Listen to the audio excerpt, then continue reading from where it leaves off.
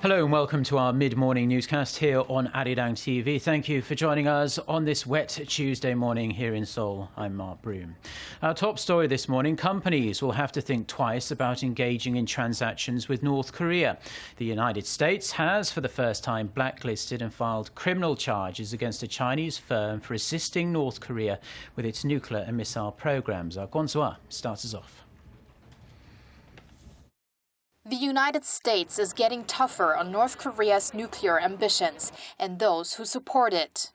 The U.S. Treasury Department has imposed sanctions directly on a Chinese entity, Dandong Hongxiang Industrial Development Company, and 4 of its officials, including the owner of the company, Ma Xiaohong.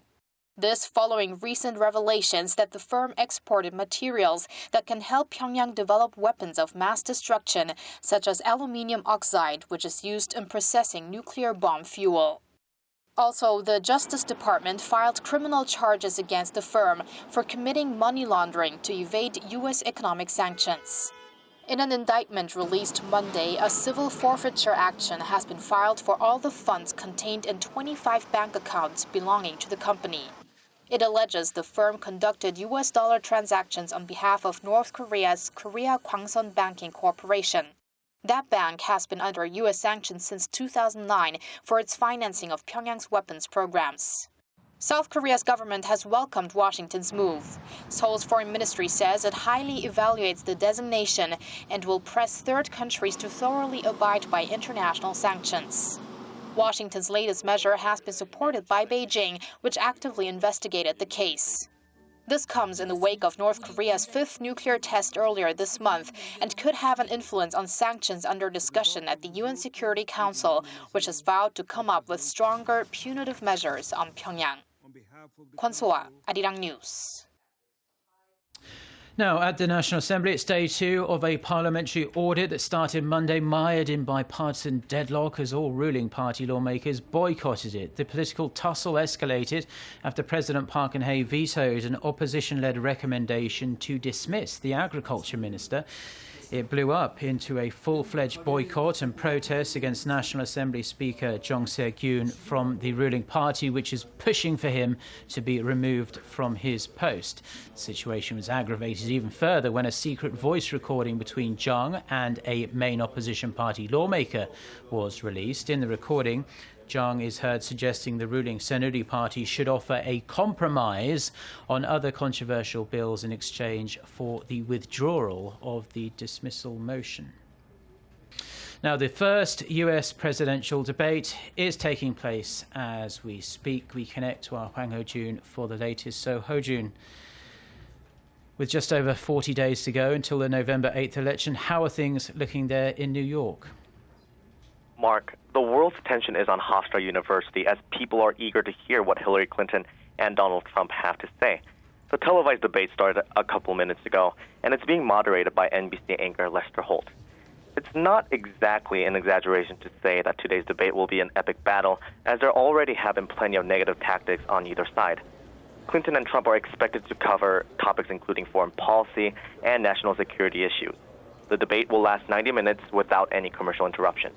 Yeah, it certainly is a clash of the political titans, shall we say. And Ho-jun, the outcome of this debate could be crucial for both candidates, as neither of them are particularly well liked among the general US population. What are some of the key issues we should be looking out for?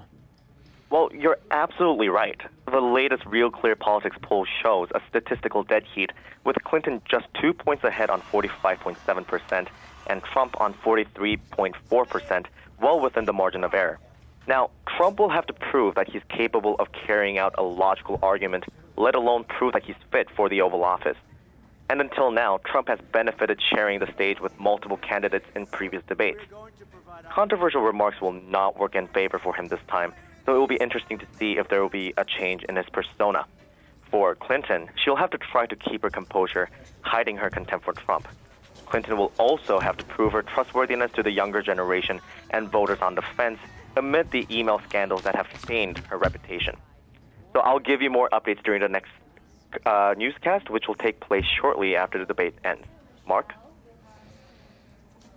Well, thank you very much, Ho-jun, for that report. Now, back here in South Korea. 3 Navy personnel are missing after their anti-submarine helicopter crashed into the East Sea last night. Officials say they lost contact with the chopper at 9:05 p.m. Korea time after the crew issued a distress call.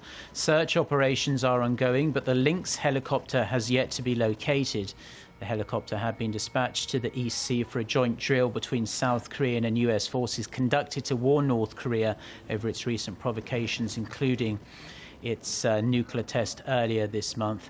Now, these Lynx helicopters were first brought in from the UK to South Korea back in 1999. Seoul's Defence Ministry is holding a briefing as we speak, and we'll bring you more details on that in our later newscast.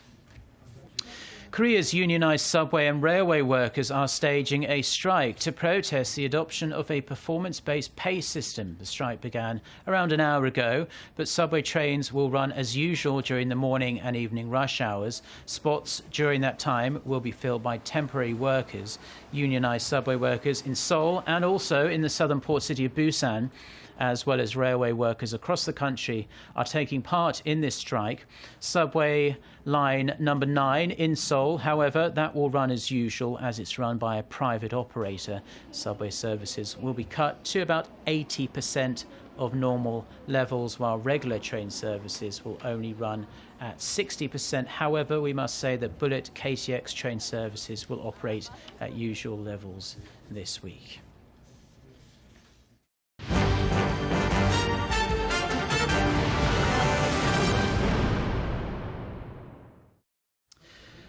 Now, we have another milestone here on Arirang TV, the channel you're watching right now, as we have begun broadcasting on local satellite networks in the United Kingdom for the very first time. Our reporter Kwon Jang-oh is in London to witness Arirang's first airing on British soil. Arirang TV is transmitted to over 100 countries around the world, but now it's taken a new step in the UK by being made available on Britain's local satellite networks. On September 26th, Arirang TV became available in UK households, including Emma Stock's home here in London. Emma, a fashion student, had been an avid fan of Korean culture for a number of years now. She had been watching Arirang online in the past, but now she's excited about the prospect of having it readily available in her living room in full HD. I think it's really cool because I can see like favourite actors, singers. There's a variety of different shows to watch.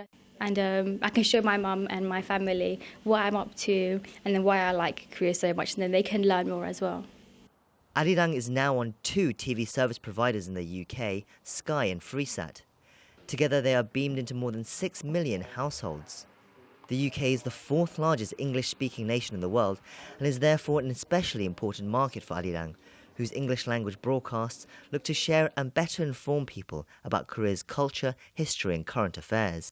I think the excitement's beginning to build. Now people are starting to hear about it, and I think it will be very, very popular on Freesat.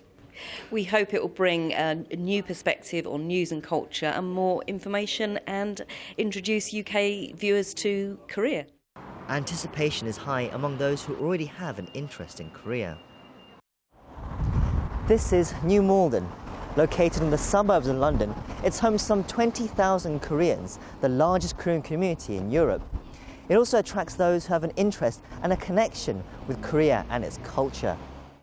Among the local Korean restaurants, shops and businesses, I found Sebastian, a linguist who worked as a translator in Seoul and used to watch Arirang TV before moving back to the UK. I thought it was a really good way to get into Korean culture. Also, it was a lot easier because it was in English. I think it's really great that now I can just, it's coming at home, so now I can just go home, turn on the TV, and I can have Arirang right there, like that. And I think it's going to be really good to tell my other friends about it. Sebastian's friend Chaeyoung is also keen to see what Arirang has to offer. As a British-born Korean, I felt kind of a big distance away from everything that was happening in Korea. And when I did try to tune into the news, obviously the level of Korean being spoken on television is way too high standard for me to understand. So I think to have it accessible in English at home would be really convenient. But as well as bridging the gap for those who already have connections with Korea, There are high hopes that through informative and entertaining content, Arirang TV will be able to reach a new British audience. Kwon Jang-woo, Arirang News, London. Congratulations on the Arirang's launch in Britain. I have every confidence that Arirang will serve to promote Korea in the United Kingdom. The best of luck to you. I'm delighted to hear that I can watch Arirang TV with my British friends in the UK. Through this opportunity, I hope British people will be able to learn more about Korea. Congratulations. Well, that's where we're going to leave the news for now. Welcome to all of our new viewers in the UK. I know it's about 2 a.m. in the morning over there, but we hope you're watching. And our next newscast is coming up at noon Korea time in a little under 2 hours from now. So in the meantime, do stay tuned to Arirang TV. Goodbye.